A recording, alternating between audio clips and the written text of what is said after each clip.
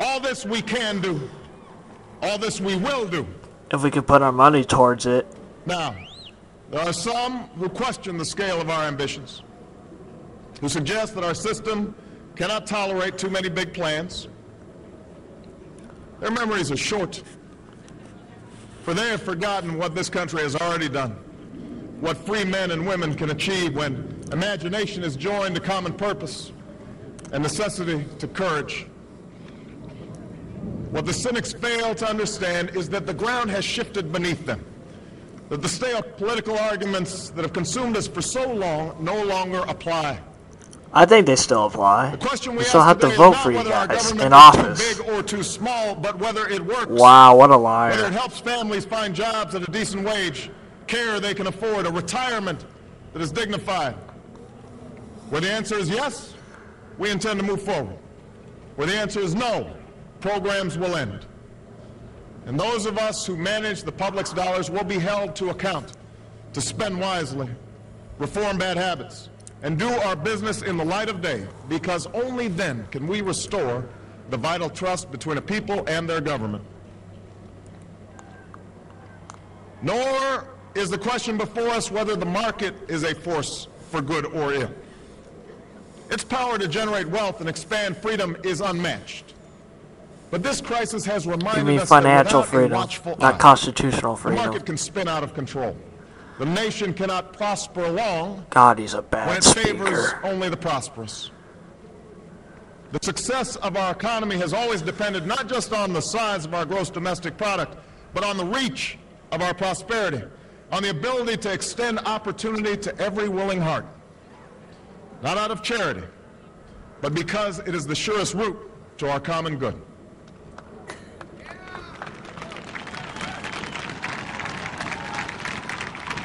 As for our common defense, we reject as false the choice between our safety and our ideals. Our founding fathers, faced with perils that we can scarcely imagine, drafted a charter to assure the rule of law and the rights of man, a charter expanded by the blood of generations. No, I don't think we're acting like one of our forefathers wanted, because I think we're destroying the Constitution. For expedience sake. I mean, the Constitution did these days. And so, to all the other peoples and governments who are watching today, from the grandest capitals to the small village where my father was born, know that America is a friend of each nation and every man, woman, and child who seeks a future of peace and dignity, and we are ready to lead once more. Yeah, then why we're in a war with Iraq? You said we were friends with all the nations, right? Why are we fighting Afghanistan and Iraq, huh? Can you answer that, Mr. Obama? Alright. I'm like almost 13 minutes into this, guys. Recall that earlier generations faced down fascism and communism not just with missiles and tanks, but with the sturdy alliances and enduring convictions. They understood that our power alone cannot protect us, nor does it entitle us to do as we please. Instead, they knew that our power grows through its prudent use. Our security emanates from the justness of our cause, the force of our example, the tempering qualities of humility and restraint. We are the keepers of this legacy. Guided by these principles once more, we can meet those new threats that demand even greater effort, even greater cooperation and understanding between nations. We will begin to responsibly leave Iraq to its people and forge a hard-earned peace in Afghanistan. No, I don't think Afghanistan's going to listen to us. Lessen the nuclear threat and roll back the specter of a warming planet. We will not apologize for our way of life, nor will we waver in its defense. And for those who seek to advance their aims by inducing terror and slaughtering innocents, I think it's our fault that we declare war on Iraq and decide to follow them. But it is their fault for betraying their own people. Or their government betraying their own people there.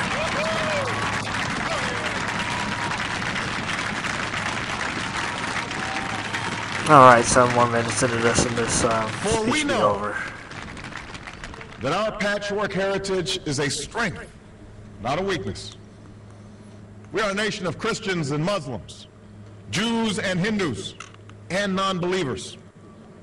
We are shaped by every language and culture. Well, I think you drawn forgot from every end of this Shintoism and earth. Buddhist. And because we have Shinto's a tasted the Buddhist. bitter swill of civil war They're here and too. segregation and emerged from that dark chapter stronger and more united, we cannot help but believe that the old hatreds shall someday pass, that the lines of tribes shall soon dissolve, And Muslims. that as the world grows smaller, our common humanity shall reveal itself, and that America must play its role in ushering in a new era of peace.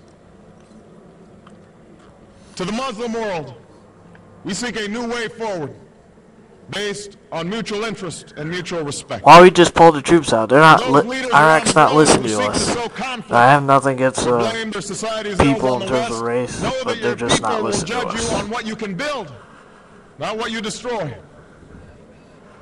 To those who cling to power through corruption Man, this and must be the deceit, most and the easily silencing of amused dissent, crowd ever. know that you are on the wrong side of history, but that we will extend a hand if you are willing to unclench your fist. To the people of poor nations, we pledge to work alongside you to make your farms flourish and let clean waters flow, to nourish starved bodies and feed hungry minds. Alright. To those nations like ours that enjoy relative plenty, we say we can no longer afford indifference to the suffering outside our borders, nor can we consume the world's resources without regard to effect. You know, we can't change the whole world. The We world can has only changed. change America. And we must change with it. Some people won't just listen. My God, As Obama we doesn't consider think the before road he that unfolds speaks. before us, we will remember with humble gratitude those brave Americans who, at this very hour, patrol far-off deserts and distant mountains. They have something to tell us, just as the fallen heroes who lie in Arlington whisper through the ages. We honor them not only because they are the guardians of our liberty, but because they embody the spirit of service, a willingness to find meaning in something Alright, that's greater nice. than He's themselves. applauding the troops. I'll give him And that yet, too. At this moment, a moment that will define a generation, it is precisely this spirit that must inhabit us all. For as much as government can do and must do, it is ultimately the faith and determination of the American people upon which this nation relies. It is the kindness to take in a stranger when the levees break, the selflessness of workers who would rather cut their hours than see a friend lose their job, which sees us through our darkest hours. It is the firefighter's courage to storm a stairway filled with smoke, but also a parent's willingness to nurture a child Alright, no comment that there. finally decides our fate. Our challenges may be new. The instruments with which we meet them may be new. But those values upon which our success depends, honesty and hard work, courage and fair play, tolerance and curiosity, loyalty and patriotism, these things are old. These things are true.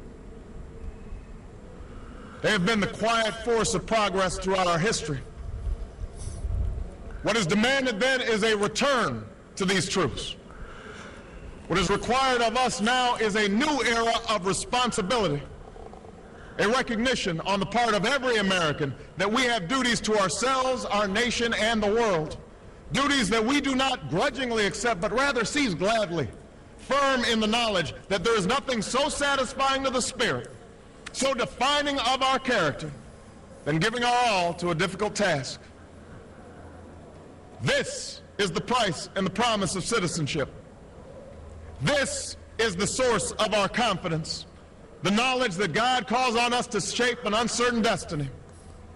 This is the meaning of our liberty and our creed, why men and women and children of every race and every faith can join in celebration across this magnificent mall, and why a man whose father less than 60 years ago Don't you mean, might Lamb? not have been served at a local restaurant can now stand before you to take This a speech most is sacred oath. boring.